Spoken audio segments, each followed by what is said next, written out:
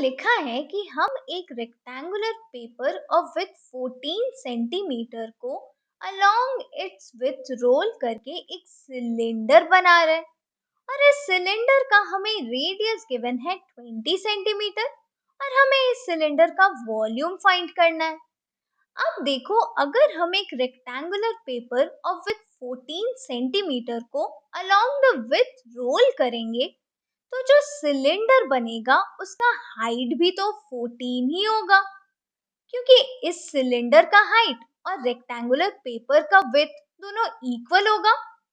तो यहाँ से हमें हाइट ऑफ सिलेंडर मिल गया 14 सेंटीमीटर और रेडियस तो हमें ऑलरेडी गिवन था 20 सेंटीमीटर। अब हमें फाइंड करना है वॉल्यूम, और हमें पता है कि वॉल्यूम ऑफ सिलेंडर होता है पाई आर स्क्वायर एच।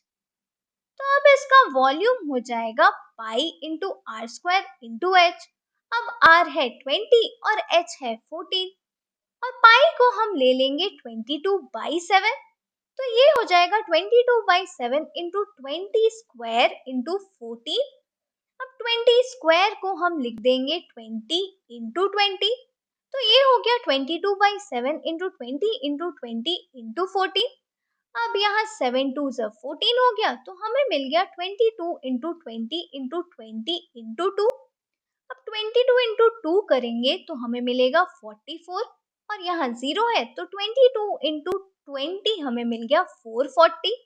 सिमिलरली यहाँ 20 इंटू 2 होगा 40।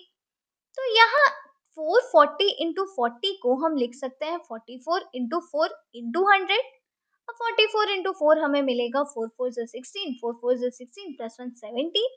तो ये हो गया 176 into 100 which is equal to 176 तो यहाँ से हमें वॉल्यूम ऑफ सिलेंडर मिल रहा है 176 सेंटीमीटर क्यूब।